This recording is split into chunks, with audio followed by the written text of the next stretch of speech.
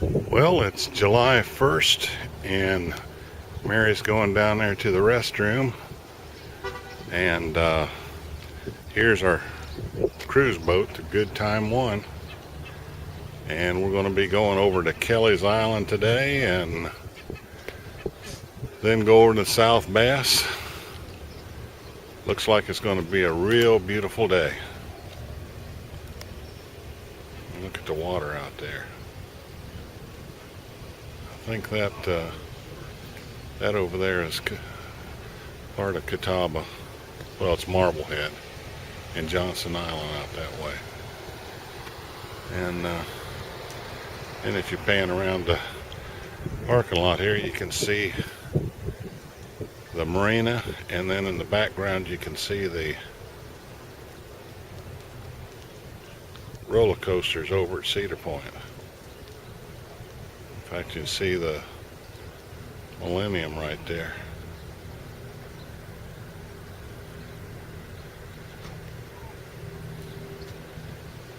Right there in the center of the screen, that's Millennium. That's 300 feet up there.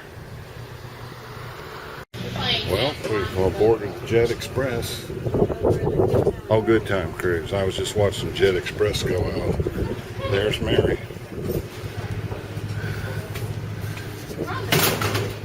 Look at these apartments. Much of those are expensive. There's another.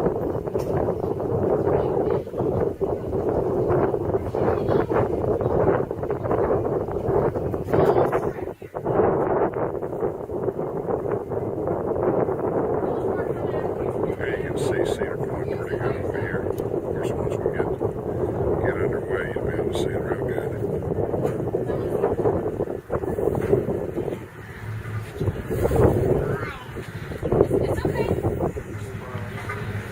What are you standing up? I'm trying to figure out where I want to sit. Okay. Well, Mary and I are sitting here on the Goodtime cruise here. We both had cataract surgery and got these special glasses on. And Captain Joe is our captain today. So we're looking forward to a very, very nice ride. So Captain Joe is backing us out of the parking space here, and we're getting underway.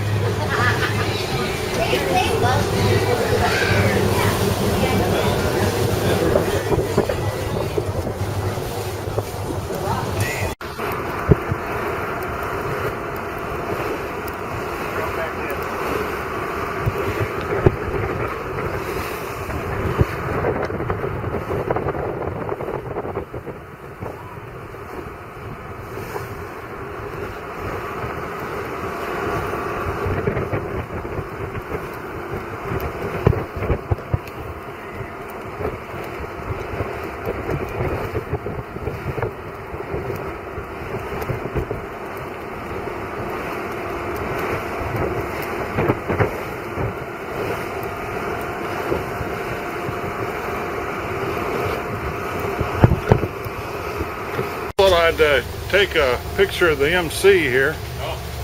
Hey. How you doing? Glad to meet you. Joe? Nice. Hey, I appreciate your narration. It's fantastic. Thank you. Now, this is a really neat boat. Thank you very much. Take care.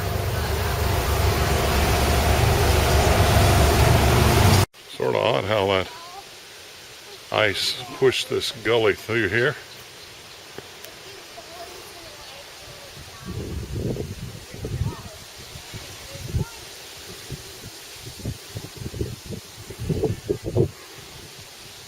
There were some serious forces acting on this stuff.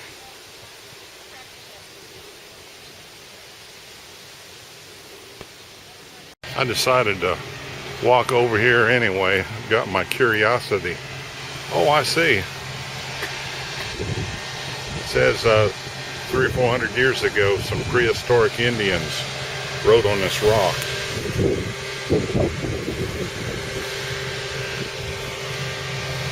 And then I'll just zoom out there and let you see Cedar Point from. There's a lighthouse on the point. Then we got the Miller's Ferry over here, and you got the Jet Express running right out there.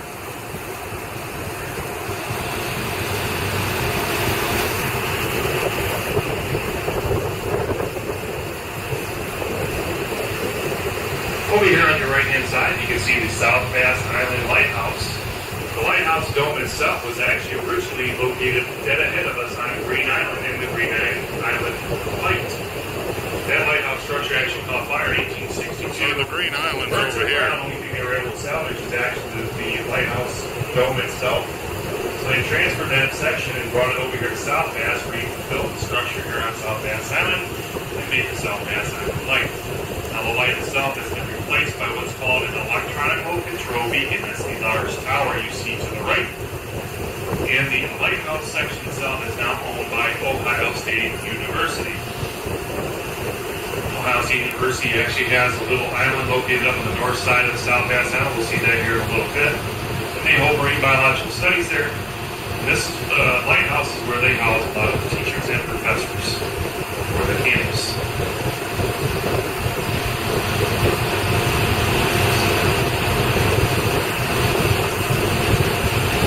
Up ahead of us and to your left, it is Green Island, originally named Moss Island in the 1700s. It was renamed in the mid-1800s to Green Island.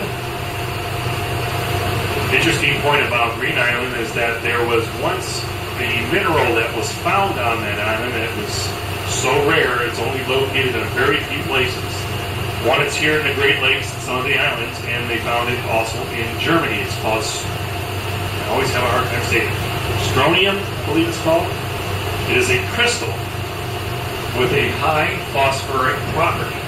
And what they do is they grind that crystal up and they pack it into fireworks. North Bass When Island. you see fireworks blow up, that's the red phosphoric glow you see that floats around in the air when the explosion goes off. So anyway, they mined that from, I believe, about the mid-1800s to late 1800s until they exhausted most of the minerals out of that island. And then once again, this blue house that you got right here, just keep going along, and you got this little brown house that's sitting there. You see all the big boulders laying in front of it. About 10 years ago, this house actually was overhanging a cliff because the cliff gave way. They had to evacuate the family, bring in some cranes, pick the house up and set it back. Of course, we redo all the plumbing, electrical, and all the fancy stuff. And then they had to put all that stone in front of there to help protect from the shoreline from eroding anymore.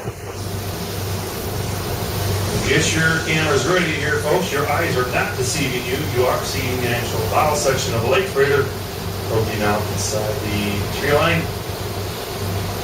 This bow section was once connected to a 618-foot hull that was built back in 1924 by the Ford Motor Company. Henry Ford himself supervised construction of this vessel. It was the flagship of the Ford fleet.